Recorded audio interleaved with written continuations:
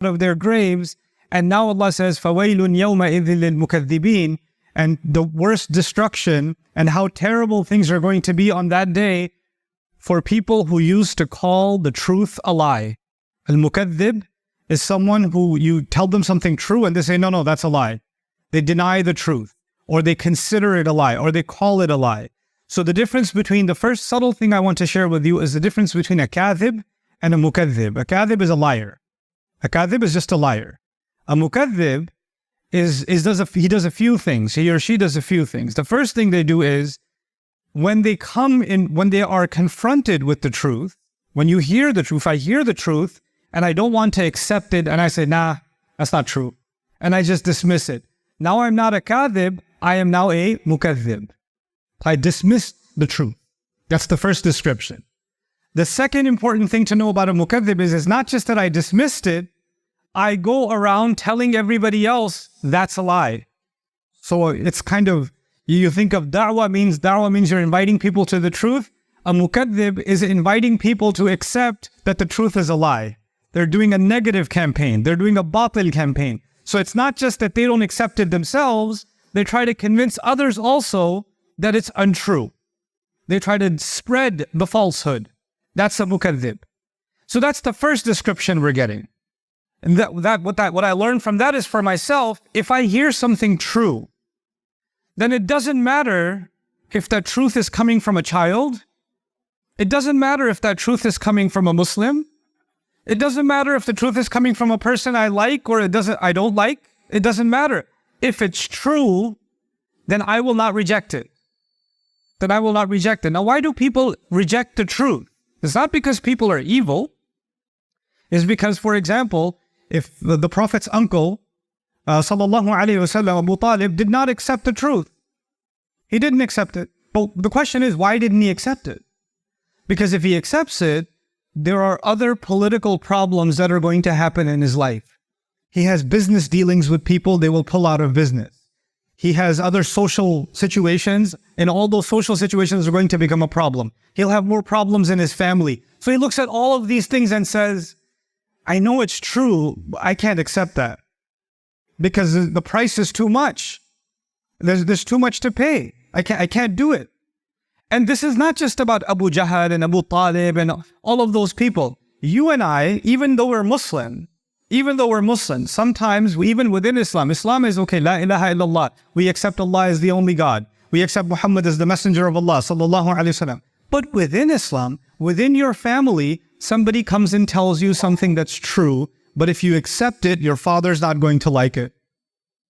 Or if you agree with it, your brother's not going to like it. Or if you accept it, you might have to quit the business. Or you might lose some money. Or you might have to pay somebody back.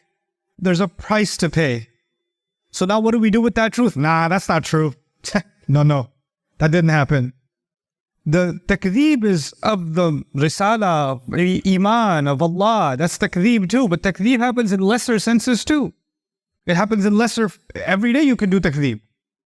And they say, there's a saying in English, they say, the best defense is offense. Right? So now you didn't accept it. I didn't accept the truth, but that feels bad. So the way that I can make myself feel better is tell everybody else, no. The reason I didn't accept it is because it's wrong. And now deep inside, that you're wrong, but to make yourself feel better, you promote that you're the one who's right and the truth is also actually false. This is a way of defending yourself. So that's one description of people on Judgment Day that will not be able to hide what they used to do. وَيْلٌ يَوْمَئِذٍ لِلْمُكَذِّبِينَ. But then Allah gave them a second description. And this is where things get very interesting in the surah. You would think الَّذِينَ كَذَّبُوا بِالرِّسَالَةِ كَذَّبُوا بِالنَّبِي كَذَّبُوا بِاللَّهِ الَّذِينَ كَفَرُوا بِاللَّهِ. The ones who disbelieved in Allah, the ones who called the messenger a liar, the ones who called the word of Allah a lie. No.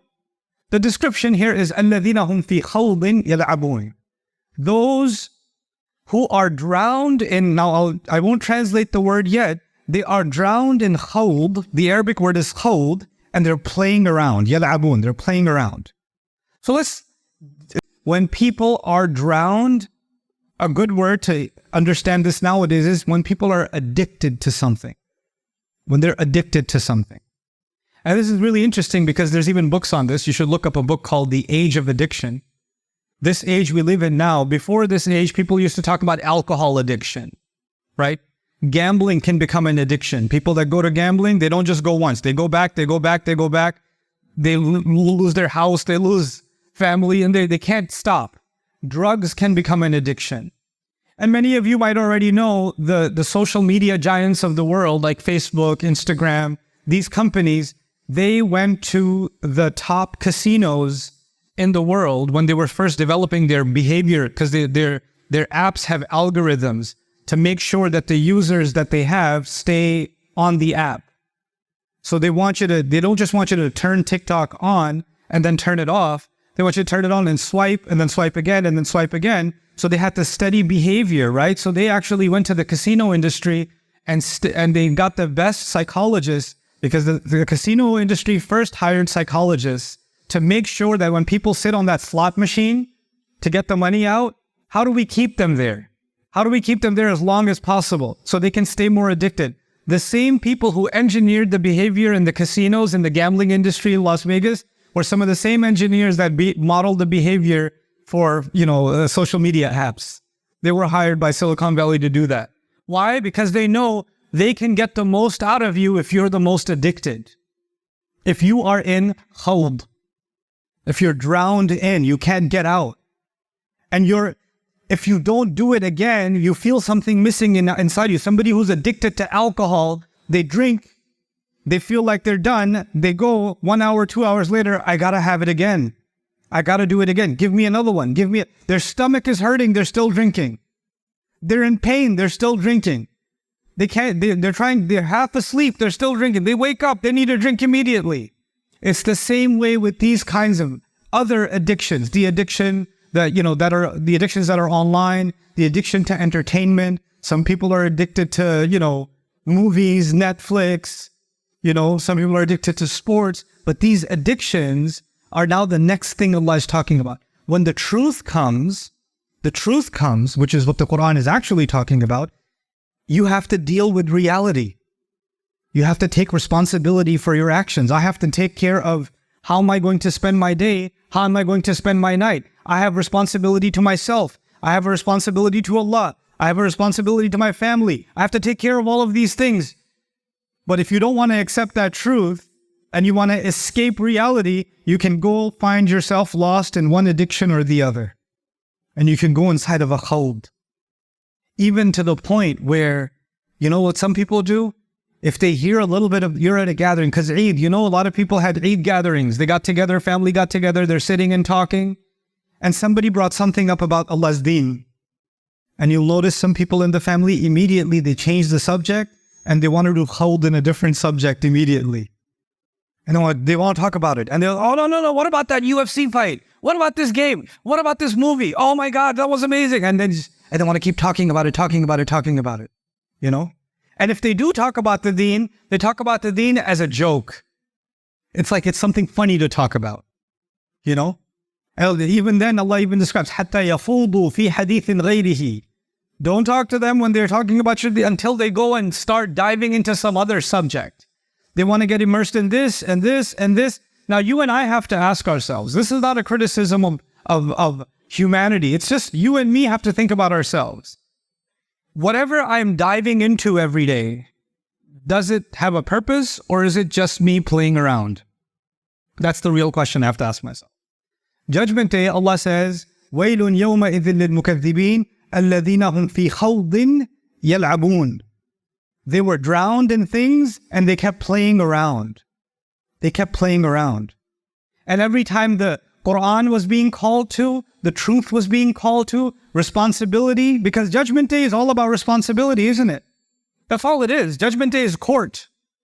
And what happens in a court? The judge tells you, you are responsible for what you did. That's all it is. You have to present yourself in court. And anybody who knows they have a court date coming and they have a trial coming, they'll get ready for the trial. That's what happens in this life. It's the same logic for Judgment Day. But someone who's not getting ready for the trial and they're playing and they're too addicted to their games, right? Then they're going to be in big trouble on that day. And somebody says, hey, the trial date is tomorrow. The trial is next week. Come on, let's go. Get ready. You're not ready. You didn't finish your work. It's going to be held against you. Get out of here, man. Let me play. That's not true. These people are so extreme. They're so extreme. They're so negative. Let me just live my life. You know? There used to be a time where people, philosophers were talking about capitalism and communism. Atheism came. Now we're in a new world. We're in emotivism. Your emotions are the new religion. Let me just feel good, man. I just want to feel good. Let me just live in my feelings. And this is actually the description that Allah is giving of these people on Judgment Day when He says, الَّذِينَ هُمْ فِي خَوْضٍ يَلْعَبُونَ. And when someone's drowned in something, they're not moving. They're stuck. They're in the same place. When you find people that have an addiction, you meet them last year, they were exactly the same place. You meet them next year, they're exactly in the same place. Like the world changed, but they're exactly in the same place. You know what? When people don't move, then Allah will make them move. So He says, وَالَّذِينَ يَوْمَ يُدَعُونَ إِلَى نَارِ جَهَنَّمَ دَعَا. They'll be pushed towards the fire of hell. They're going to be pushed because they're not moving themselves. They don't want to go. هَذِهِ النَّارُ الَّتِي كُنْتُمْ بِهَا تُكَذِّبُونَ. This is the fire that you were calling a lie. أَفَسِحْرٌ هَذَا? Is this magic? أَوْ أَنْتُمْ لَا تُبْصِرُونَ? Or you can't see. Because you say, I don't see any fire. When you used to say, hey, astaghfirullah, don't do that. You should be afraid of Allah. You should be afraid of judgment. Oh yeah? Oh, I should be afraid of fire? I don't see any smoke. I don't see the temperature increasing. Where's the fire? Allah says, oh, is this a lie too? When Judgment Day comes? أَمْ أَنْتُمْ لَا تُبْصِرُونَ? You don't see it. اصلوها فاصبروا ولا تصبروا سواء عليكم إنما تجزون ما كنتم تعملون. Now go enjoy it. Go inside it. You want to be patient now or you don't want to be patient now? It doesn't matter anymore. Now it's of no value. Now your sabr is of no value. Now I want to wrap this khutbah up on the flip side, on the other side of this equation. Is what Allah says is going to be the people that are not in trouble on Judgment Day. Allah says, إِنَّ الْمُتَّقِينَ فِي جَنَّاتٍ وَنَعِيمٍ. That's all He says. People that protect, the people of taqwa are in Jannah and they're relaxed. That's what He says. And the rest of the ayat are a description of Jannah, which may be for another time. But what I want you to think about is actually the word muttaqeen. The word muttaqeen, which we hear all the time, we should have taqwa, comes from the word wiqaya, as you might know. Wiqaya means to protect. Waqayaqi, we use this, a derivative of this word, we use this in the dua, وَقِنَا عَذَابَ النَّارِ. It's from the same word as taqwa. قِنَا عَذَابَ النَّارِ, protect us from the punishment of the fire. That's what it means. Like Allah says, قُوا أَنفُسَكُمْ وَأَهْلِكُمْ نَارًا. Protect yourselves and your families from the fire. Ittaqa, or a muttaqi, is someone who protects themselves. So if you go home and you lock the door, when you walk in, you lock the door behind you, you just did a little bit of taqwa. That's a little bit of, because you protected yourself. So sometimes we translate taqwa as the fear of Allah. Actually, fear is khawf in Arabic, khashya in Arabic, wajal in Arabic. There are lots of words in Arabic for fear. Taqwa is not one of them. Taqwa actually means when you protect yourself, when you take precautions. Like when somebody goes to Hajj, Allah says, وَتَزَوَّدُوا فَإِنَّ خَيْرَ الزَّادِ التَّقْوَى. Go make sure you pack enough things to take with you, because the best, the best provision is precaution, to protect yourself. So that it has a material meaning too. Now what does this do in this ayah? This ayah is saying the people that protected themselves, that were on guard, so they saw themselves going into a behavior that's becoming an addiction, and they said, I need to protect myself. Then they saw some company, when they're in that company, they start going into some kind of khawd. Oh no, I need to protect myself. So they were constantly protecting themselves, cutting themselves off from opportunities to slip up that are all around us. They're around you, they're around me. Nobody's safe. Nobody's safe. And by using the word al-muttaqeen, it's like someone who's always careful. They're never relaxed. They're always on guard. They know that I can slip. So Allah says, إِنَّ الْمُتَّقِينَ فِي جَنَّاتٍ وَنَعِيمٍ. And so I leave you with this gift from Allah Azza wa Jal. Okay, we have to live carefully now, and I have to constantly mind myself, and I'll mess up, I'll slip, I'll make a mistake, then I have to get back and get careful again. Then I'll slip again, then I have to, it's a constant struggle. I have to keep doing it, and at the end Allah says, فِي جَنَّاتٍ وَنَعِيمٍ. When you get there, You people, you get gardens, but more importantly, you get na'im. And na'im comes from nu'uma, which means softness, and also means relaxation. They finally they don't have to have any taqwa now.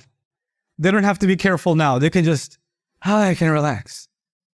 So what does Allah do? Allah shows us two pictures. There's a person who's in na'im right now. فِي خَوْضٍ يَلْعَبُونَ. They're just playing around, relaxed. They don't care. They're chilling, right?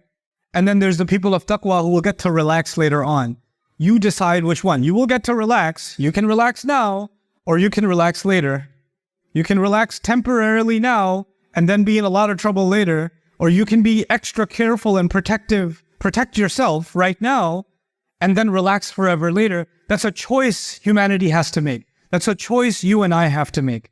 May Allah Azza wa Jal protect us from any form of khawd that takes us away from the truth and makes us from the mukaththibeen. May Allah Azza wa Jal make us a people of taqwa that are going to be entered by Allah's rahmah into His jannat and into na'im. Barakallahu li wa lakum.